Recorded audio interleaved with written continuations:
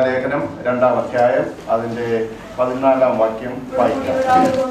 അവനും അവരെ പോലെ ജഡരക്തങ്ങളോടുകൂടിയവനായി മരണത്തിന്റെ അധികാരിയായ പിശാചിനെ തന്റെ മരണത്താൽ നീക്കി ജീവപര്യന്തം മരണഭീതിയാൽ അടിമകളായിരുന്നവരെ ഒക്കെയും വിടുവിച്ചു.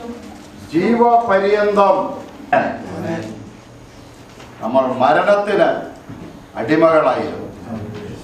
എന്നാൽ വാഴ്ത്തപ്പെട്ടവനായ കർത്താവ് കാൽവറിയിലെ തൻ്റെ വലിയ ബലി മരണത്താൽ നമ്മുടെ എന്നേക്കുമുള്ള മരണഭീതി മാറ്റുവാനിടയായി തീർന്നു.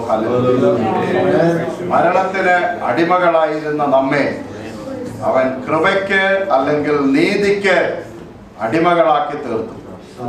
നമ്മൾ മരണത്തിന് മാത്രം അടിമകളായിരുന്നവരല്ല, പല കാര്യങ്ങൾക്കും മരണഭീതിക്ക് മാത്രമല്ല പല കാര്യങ്ങൾക്കും അടിമകളായിരുന്നവരാണ് നമ്മൾ. വായിച്ച റോമാലേഖനം, നാം ഇനി പാപത്തിന് അടിമപ്പെടാതെ വണ്ണം.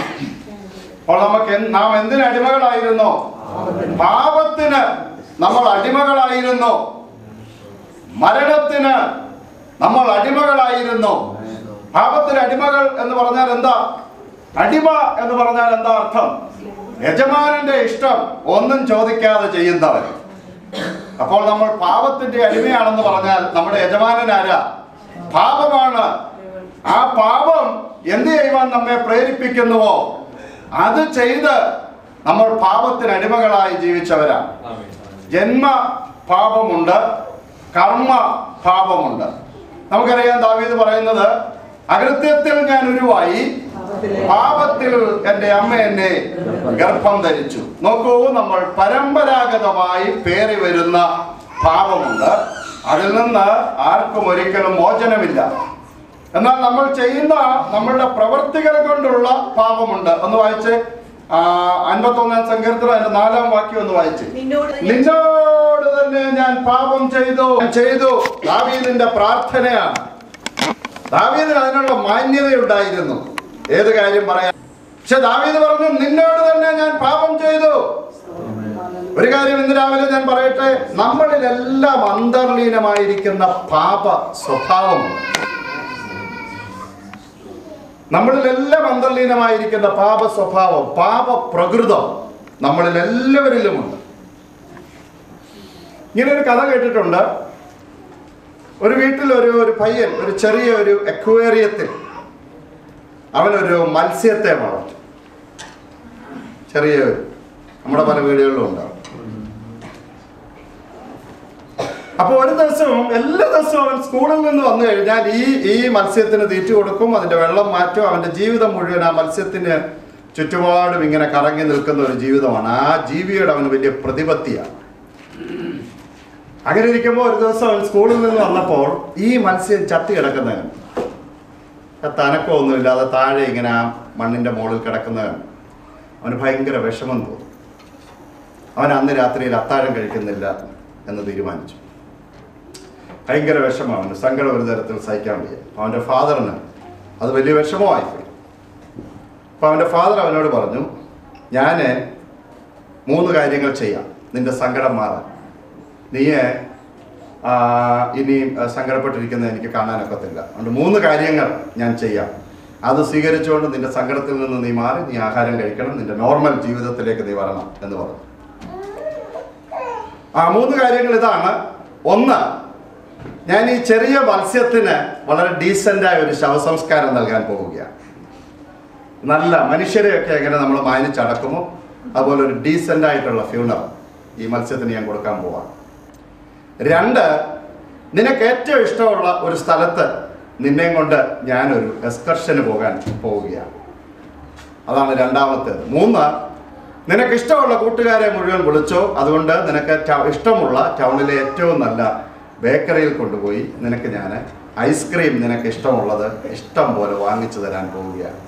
ഈ 3 കാര്യങ്ങൾ ഞാൻ ചെയ്യാം. ഈ 3 കാര്യങ്ങൾ ഏറ്റെടുത്ത് നിന്റെ സങ്കടത്തിൽ നിന്ന് നീ പിന്മാറിയച്ച് നീ നോർമലാകണം എന്ന് പറഞ്ഞു. അവനത് കേട്ടു, പോയി കിടന്നുറങ്ങി. രാവിലെ അവൻ എഴുന്നേറ്റ് നോക്കിയപ്പോൾ ഈ മത്സ്യം ജീവിച്ചിരിക്കുന്നത് കണ്ടു. മത്സ്യം അതിനെന്തോ ആഹാരം കിട്ടാത്ത എന്തോ പ്രയാസം ഉണ്ടായി, അതിങ്ങനെ മയങ്ങിക്കിടന്ന് അത് എണ്ണീറ്റ് ഇങ്ങനെ പറന്ന് നിൽക്കുന്നതിന്. അവൻ ആ മത്സ്യത്തെ ഒന്ന് നോക്കി 3 കാര്യങ്ങളും അവൻ എന്ത് ചെയ്യാന്നറിയാമോ? അവൻ അപ്പുറത്തോട്ടും ഇപ്പുറത്തോട്ടും നോക്കി ആരും കാണാതെ ഈ മത്സ്യത്തെ ഞാൻ കൊന്നു. ഏത് ചെറിയ കുഞ്ഞിലും ഈ സ്വാർത്ഥതയും പാപ സ്വഭാവവും അന്തർലീനമായിട്ടുണ്ട്. നമ്മുടെ ഓരോരുത്തരുടെയും ജീവിതത്തിൽ നാം അറിഞ്ഞും അറിയാതെയും അവസരത്തിൽ എഴുന്നേറ്റ് വരുന്ന പാപപ്രകൃതം നമ്മിൽ ഓരോരുത്തരും.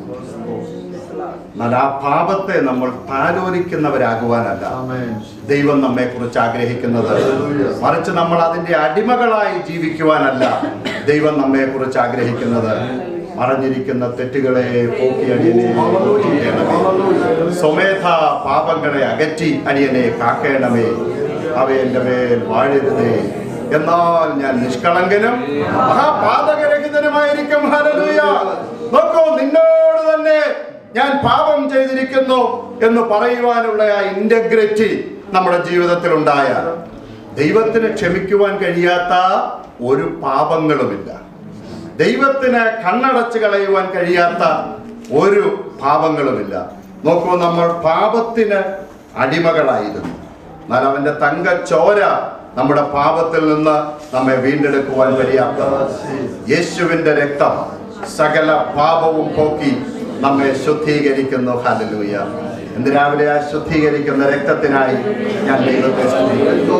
അതിന്റെ അവസാനം തുള്ളി വരെ നമുക്ക് ഊറ്റിത്തരുവാൻ അവൻ നമ്മോട് കാണിച്ച സ്നേഹത്തിനായി ഇന്ന് രാവിലെ ഞാൻ എൻ്റെ ദൈവത്തെ സ്തുതിക്കുന്നു. നോക്കൂ, നമ്മൾ മരണത്തിന് അടിമകളായിരുന്നു, പാപത്തിന് അടിമകളായിരുന്നു. മാത്രമല്ല നമ്മൾ നാശത്തിന് അടിമകളായിരുന്നു. ഒന്ന് വായിച്ച് 2 പത്രോസ് 2-ാം അധ്യായം 19-ാം വാക്യം ഒന്ന് വായിച്ച്.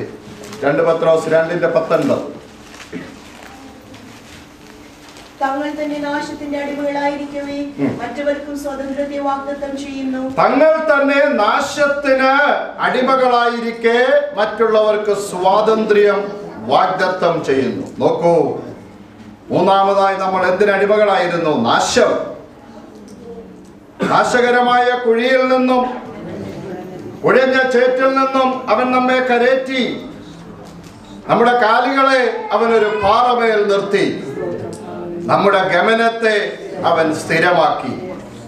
നമ്മുടെ വായിൽ അവൻ പുതിയൊരു പാട്ട് തന്നു. എന്താണത്? നമ്മുടെ ദൈവത്തിന് സ്തുതി തന്നെ. ഹല്ലേലൂയ. നാശത്തിന് അടിമകളായിരുന്ന മനുഷ്യർ, പാപത്തിന് അടിമകളായിരുന്ന മനുഷ്യർ, മരണത്തിന് അടിമകളായിരുന്ന മനുഷ്യർ ഇതെല്ലാം തന്റെ മരണത്താൽ നീക്കി എന്നേക്കുമുള്ള ഒരു വീണ്ടെടുപ്പ് നമ്മുടെ കർത്താവ് നമുക്ക് വേണ്ടി സാധിപ്പിച്ചു. വിശ്വസിക്കുന്നുണ്ടോ? വിശ്വസിക്കുന്നുണ്ടോ? വിശ്വസിക്കുന്നുണ്ടോ? വിശ്വസിക്കുന്നുണ്ടോ? ഹല്ലേലൂയ. നമ്മുടെ കർത്താവ് നമുക്ക് വേണ്ടി ചെയ്ത കാര്യങ്ങൾ എത്ര വലുതാണ് എന്ന് നമ്മൾ ഓർക്കണം. അവൻ നമ്മെ എത്ര അധികമായി സ്നേഹിച്ചു എന്നുള്ളത് നമ്മൾ ഓർക്കണം. എബ്രായ ലേഖനം 2-ാം അധ്യായം 18-ാം വാക്യം ഒന്ന് വായിച്ചു. താൻ തന്നെ പരീക്ഷകനായി കഷ്ടമനുഭവിച്ചിരിക്കാൻ പരീക്ഷിക്കപ്പെടുന്നവർക്ക് സഹായിപ്പാൻ കഴിവുള്ളവനാകും. നോക്കൂ, നമ്മുടെ കർത്താവിനെ കുറിച്ച് പറഞ്ഞിരിക്കുകയാണ്. താൻ തന്നെ പരീക്ഷിക്കപ്പെട്ടവനാണ്, പരീക്ഷീണനായി തീർന്നവനാണ്, കഷ്ടത അനുഭവിച്ചവനാണ്. ആകയാൽ അവന് നമ്മുടെ കഷ്ടങ്ങളിൽ നമ്മോട് സഹതാപം കാണിക്കാതിരിപ്പാൻ കഴിയുന്നവനല്ല. സകലത്തിനും ലാക്കും സകലത്തിനും കാരണഭൂതനുമായവൻ അനേകം പുത്രന്മാരെ തേജസ്സിലേക്ക് നയിക്കേണ്ടതാകൊണ്ട് അവരുടെ രക്ഷാനായകനെ കഷ്ടാനുഭവങ്ങളാൽ തികഞ്ഞവനാക്കുന്നത് യുക്തമായിരുന്നു. കഷ്ടത ഒരു ദൈവ പൈതലിന്റെ അവകാശമാണ്. കഷ്ടത ദൈവ പൈതലിന്റെ അവകാശമാണ്. വാസ്തവമായി ദൈവത്തെ പ്രസാദിപ്പിച്ച് ജീവിക്കുവാൻ ആഗ്രഹിക്കുന്ന എല്ലാവർക്കും എന്തുണ്ട്? കഷ്ടതയുണ്ട്. കഷ്ടതയില്ലാത്ത ഒരു ജീവിതം പ്രതീക്ഷിച്ചുകൊണ്ട് ആരും വിശ്വാസ ജീവിതത്തിലേക്ക് വരരുത്. 1 പത്രോസ് 2-ാം അധ്യായം 21-ാം വാക്യം.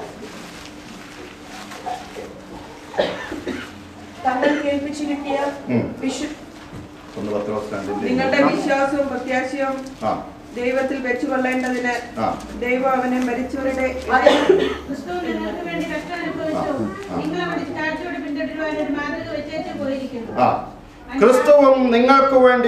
അനുഭവിച്ചു, നിങ്ങൾ അവന്റെ കാൽച്ചുവട് പിന്തുടരുവാൻ ഒരു മാതൃക വെച്ചേച്ചു പോയിരിക്കുന്നു. അവൻ പാപം ചെയ്തിട്ടില്ല, അവന്റെ വായിൽ വഞ്ചനയൊന്നും ഉണ്ടായിരുന്നില്ല. തന്നെ ശകാരിച്ചിട്ടും പകരം ശകാരിക്കാതെയും കഷ്ടമനുഭവിച്ചിട്ട് ഭീഷണം പറയാതെയും ന്യായമായി വിധിക്കുന്നവെങ്കിൽ കാര്യം ഫലമേൽപ്പിക്കുക അത്രേ ചെയ്തത്. ക്രിസ്തുവും നിങ്ങൾക്ക് വേണ്ടി കഷ്ടം അനുഭവിച്ചു, നിങ്ങൾ അവന്റെ കാൽച്ചുവട് പിന്തുടരുവാൻ ഒരു മാതൃക വെച്ചേച്ചു പോയിരിക്കുന്നു. യേശുക്രിസ്തു പറഞ്ഞു, ആരെങ്കിലും എന്നെ അനുഗമിക്കുവാൻ ഇച്ഛിച്ചാൽ അവൻ തന്നെത്താൻ താഴ്ത്തി തന്റെ ക്രൂശ് എടുത്ത് നാൾ തോറും എന്നെ അനുഗമിക്കട്ടെ. ക്രിസ്തു നമുക്കൊരു മാതൃക വെച്ചിട്ട് പോയിട്ടുണ്ട്. എന്താ മാതൃക? എല്ലാ ആഗ്രഹങ്ങളും അതുപോലെ സഫലമാകുന്ന മാതൃകയല്ല. എല്ലാ സാഹചര്യങ്ങളും അനുകൂലമായി തീരുന്ന മാതൃകയല്ല. എത്ര നിഷ്കളങ്കമായ ജീവിതം നയിച്ചാലും, ദൂഷണ വാക്കുകളൊന്നും ഉച്ചരിക്കാതിരുന്നാലും, എത്ര പവിത്രമായ ജീവിതം നയിച്ചാലും, വായിൽ വഞ്ചനയൊന്നും ഇല്ലാതെ ഇരുന്നാലും, കഷ്ടത വന്ന് ഭവിക്കുന്ന ഒരു ജീവിത മാതൃകയാണ് നമ്മുടെ കർത്താവ് നമ്മെ കാണിച്ചത്. ഗുരുവിനെ പോലെയാകുന്നത് ശിഷ്യന് മതി.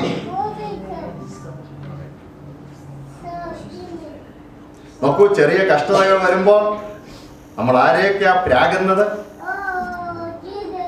ചെറിയ കഷ്ടത വരുമ്പോൾ നമ്മുടെ ജീവിതം നമ്മൾ ആരുടെയൊക്കെ ജീവിതവുമായിട്ടാണ് താരതമ്യം ചെയ്യുന്നത്? ഇയ്യോബ് അനുഭവിച്ച കഷ്ടതയേക്കാൾ വലിയ കഷ്ടതയൊക്കെ അനുഭവിക്കുന്നവരായിട്ട് നമ്മൾ നമ്മെ തന്നെ സ്വയം ചിത്രീകരിച്ച് വെച്ചിരിക്കുക. എന്താ സംഭവിച്ചത്? തോരാത്ത മഴയായിരുന്നു, ചെറിയൊരു അലർജി ഉണ്ടായി, മരുന്നും എടുത്തു.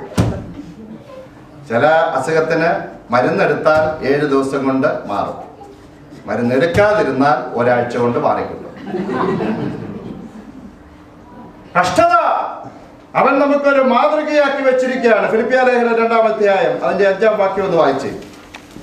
യേശുവിലുള്ള ഭാവം തന്നെ നിങ്ങളിലും ഉണ്ടായിരിക്കട്ടെ. നമ്മുടെ എല്ലാ ജീവിത സായാഹ്നത്തിൽ നമ്മൾ എത്തിക്കഴിയുമ്പോൾ നമ്മളെല്ലാം ചെറിയ ക്രിസ്തുക്കളായിരിക്കണം. അതാ ദൈവം നമ്മളെ കുറിച്ച് ആഗ്രഹിക്കുന്നത്. നമ്മൾ നമ്മെ കുറിച്ച് ആഗ്രഹിക്കുന്നതല്ല, കർത്താവ് നമ്മെ കുറിച്ച് ആഗ്രഹിക്കുന്നത് നമ്മളുടെ വിശ്വാസ ജീവിതം അവസാനിക്കുമ്പോൾ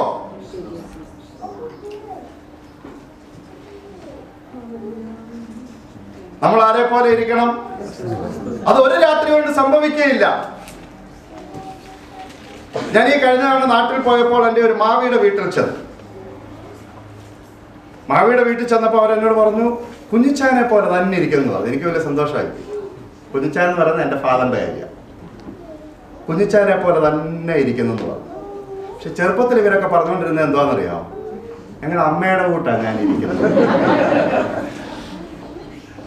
മൂത്ത മോനെ കുഞ്ഞിച്ചാൻ്റെ കൂട്ടായിരിക്കുന്നത്, ഞങ്ങളുടെ അമ്മയുടെ. ആ മനുഷ്യരൊക്കെ ഇപ്പൊ പറയാം കുഞ്ഞിച്ചാൻ്റെ കൂട്ട് തന്നെ ഇരിക്കുന്നത്.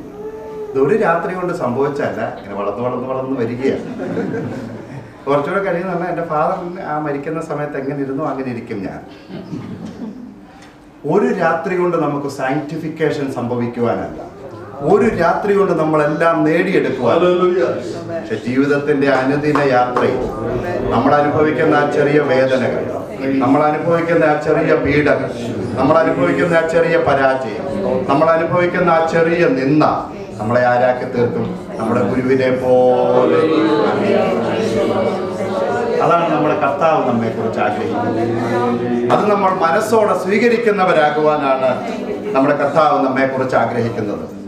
ക്രിസ്തുയേശുവിലുള്ള ഭാവം തന്നെ നിങ്ങളിലും ഉണ്ടായിരിക്കട്ടെ. അവൻ ദൈവ സാദൃശ്യത്തിലിരിക്കെ ദൈവത്തോടുള്ള സമത്വം മുറുകെ പിടിച്ചുകൊള്ളണമെന്ന് വിചാരിക്കാതെ ദാസരൂപമെടുത്തു, വേഷത്തിൽ മനുഷ്യനായി വിളങ്ങി, തന്നെത്താൻ താഴ്ത്തി, ക്രൂശിലെ മരണത്തോളം തന്നെത്താൻ താഴ്ത്തി അനുസരണമുള്ളവനായി.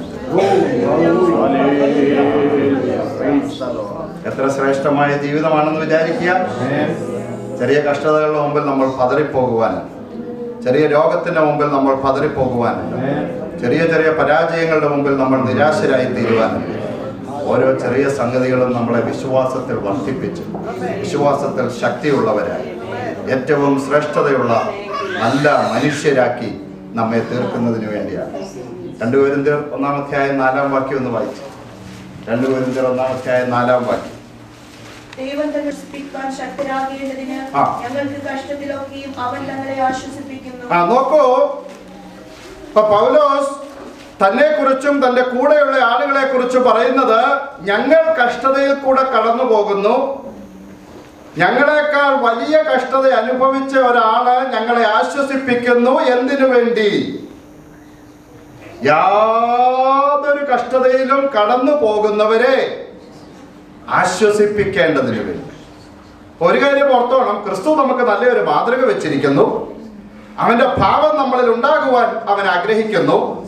അതുപോലെ തന്നെ സുപ്രധാനമായ കാര്യമാണ് യാതൊരു കഷ്ടതയിലും ഇരിക്കുന്നവരെ ആശ്വസിപ്പിക്കുവാനുള്ള ഒരു വലിയ ഉത്തരവാദിത്വം നമുക്കുണ്ട്. നമ്മൾ ആ കഷ്ടതയിൽ കൂടെ കടന്നു പോയിട്ടുള്ളവരാകുമ്പോൾ അതേ കഷ്ടതയിലായിരിക്കുന്ന ആളുകളെ ആശ്വസിപ്പിക്കുവാൻ നമുക്ക് പ്രത്യേകമായ ഒരു സിദ്ധതയുണ്ട്, ഒരു സാധ്യതയുണ്ട്. അത് നമ്മൾ ഉപയോഗിക്കുന്നവരാകുവാനാണ് നമ്മുടെ കർത്താവ് നമ്മെക്കുറിച്ച് ആഗ്രഹിക്കുന്നത്. ഹല്ലേലൂയ. 1-2 വേദഭാഗങ്ങളോട് നമുക്ക് നോക്കാം. റോമാലേഖനം 5-ാം അധ്യായം 3-ാം വാക്യം ഒന്ന് വായിച്ചു. സഹിഷ്ണുതയെയും സഹിഷ്ണുത സിദ്ധതയെയും സിദ്ധത പ്രത്യാശയെയും ഉളവാക്കുന്നു എന്നറിഞ്ഞ് നാം കഷ്ടങ്ങളിൽ പ്രശംസിക്കുന്നു. ഞാൻ കഷ്ടതയിലായത് എനിക്ക് ഗുണമായി.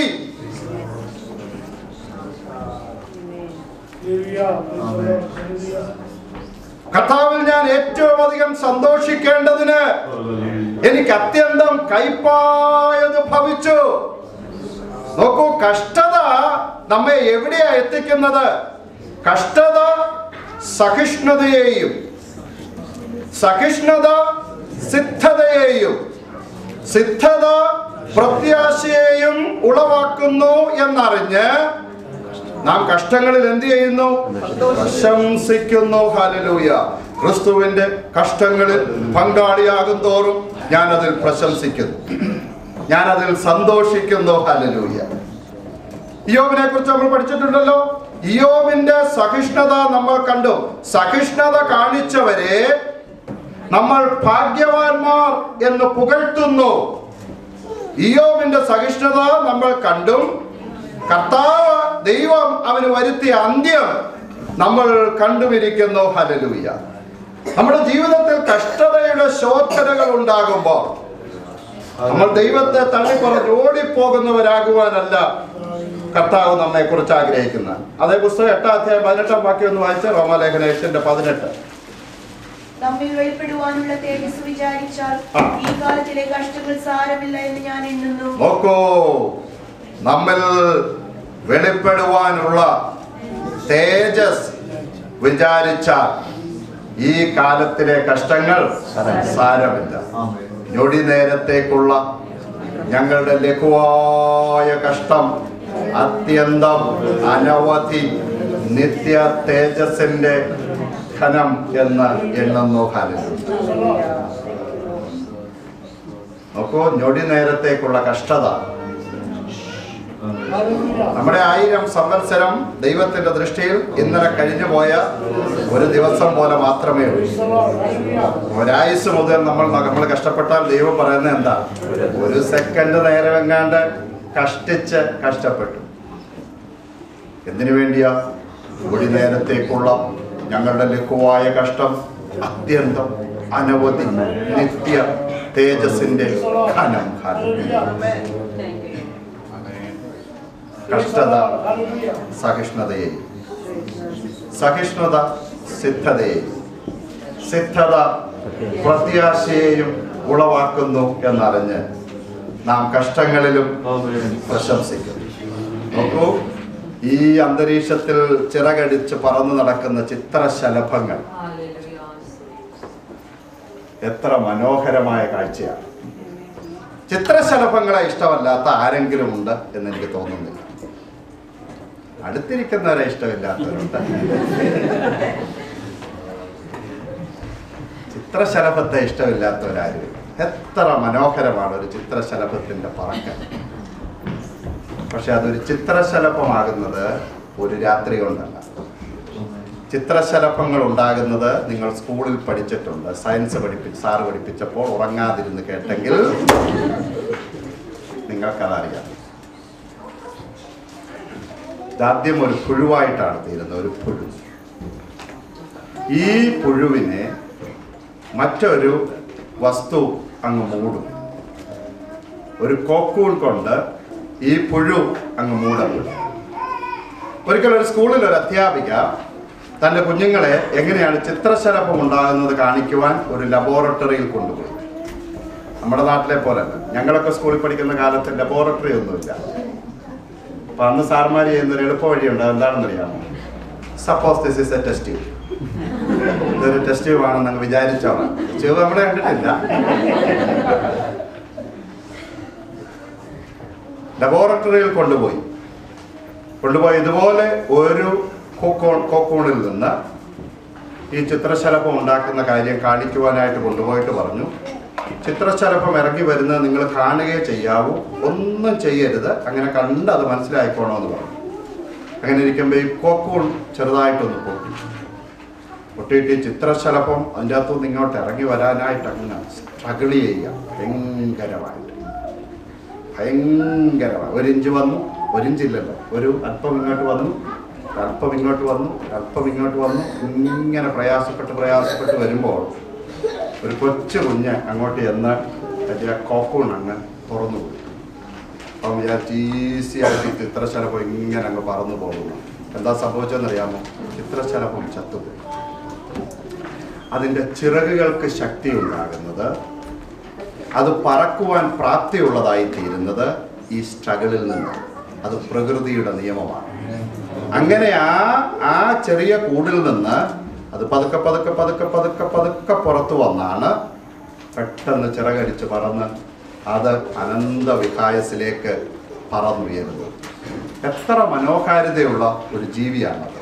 പക്ഷെ ആ ജീവിയായി തീരുന്നത് ഒരു നിമിഷം കൊണ്ട് നടക്കുന്ന കാര്യമല്ല. അതിൻ്റെ ജീവിതത്തിൽ അത് കടന്നു പോകുന്ന ആ വലിയ പ്രതിസന്ധി ഘട്ടവും അതിനെ വേദനിപ്പിക്കുന്ന രംഗങ്ങളുമാണ് അതിനെ പറക്കുന്ന ഒരു ശലഭമാക്കുന്നത്.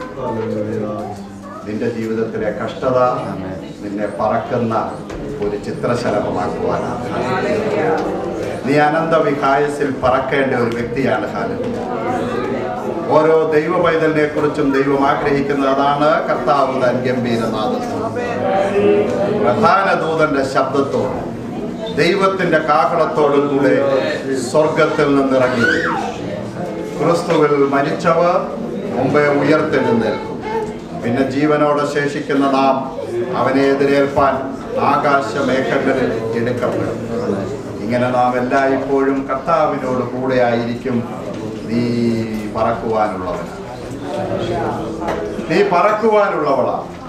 പലപ്പോഴും ചോദിച്ചിട്ടില്ലേ, എന്തുകൊണ്ട് എനിക്ക് ഈ കഷ്ടത വരും, എന്തുകൊണ്ട് എനിക്ക് ഈ പ്രാരാബ്ദം എൻ്റെ ജീവിതത്തിൽ നീ കയറ്റി വെച്ചു, എന്തുകൊണ്ട് ഞാൻ മാത്രം ഇതിൽ കൂടെ കടന്നു പോകും? ഇന്ന് ഞാൻ പറയട്ടെ, നമ്മളെല്ലാവരും കടന്നു പോകുന്ന പ്രതിസന്ധിയുടെ രംഗങ്ങൾ, നമ്മളെല്ലാവരും കടന്നു പോകുന്ന ഈ ശൂലം ഒന്ന് മാറിക്കിട്ടിയിരുന്നെങ്കിലെന്ന് ആഗ്രഹിക്കുന്ന പ്രതികൂലത്തിന്റെ സാഹചര്യങ്ങളുണ്ട്. അതിൽ കൂടെ അവൻ നിന്നെ പുതുക്കിയെടുക്കുകയാണ്. അതിൽ കൂടെ അവൻ നിന്നെ പുതിയൊരു പാത്രമാക്കി തീർക്കുകയാണ്. അതിൽ കൂടെ അവൻ നിന്നെ പറക്കുവാൻ പ്രാപ്തിയുള്ളവനാക്കി തീർക്കുകയാണ്. രാവിലെ സമയം നമ്മുടെ കണ്ണുകളെ നമുക്ക് ദൈവസന്നിധിയിലാണ്. കഷ്ടത സഹിഷ്ണുതയെയും സഹിഷ്ണുത സിദ്ധതയെയും സിദ്ധത പ്രത്യാശയെയും ഉളവാക്കുന്നു എന്നറിഞ്ഞു നാം കഷ്ടങ്ങളിലും പ്രശംസിക്കുന്നു. ഹല്ലേലൂയ. രാവിലെ സമയം നമുക്ക് മുന്നമേ കഷ്ടമനുഭവിച്ച, നമുക്ക് മുന്നമേ ഈ പ്രതിസന്ധികൾ ഏറ്റെടുത്ത, നമ്മുടെ കർത്താവിനെ നമുക്ക് ഉള്ളിൽ ധ്യാനിക്കാം. ഹല്ലേലൂയ. അവൻ കഷ്ടമനുഭവിച്ചവനാകിയാൽ നമ്മളോട് സഹതാപം കാണിക്കുവാൻ കഴിയാത്തവനല്ല നമ്മുടെ കർത്താവ്. നമ്മുടെ സാഹചര്യം നമ്മുടെ കർത്താവ് അറിയും. നമ്മുടെ ചുറ്റുപാടുകൾ നമ്മുടെ കർത്താവ് അറിയും. നമുക്ക് ബുദ്ധിമുട്ടുള്ള കാര്യം നമ്മുടെ കർത്താവ് അറിയും. അതെന്തായിരുന്നാലും ഇന്ന് രാവിലെ സമയം നമ്മുടെ കർത്താവിൻ്റെ മേൽ നമുക്ക് അർപ്പിക്കാം.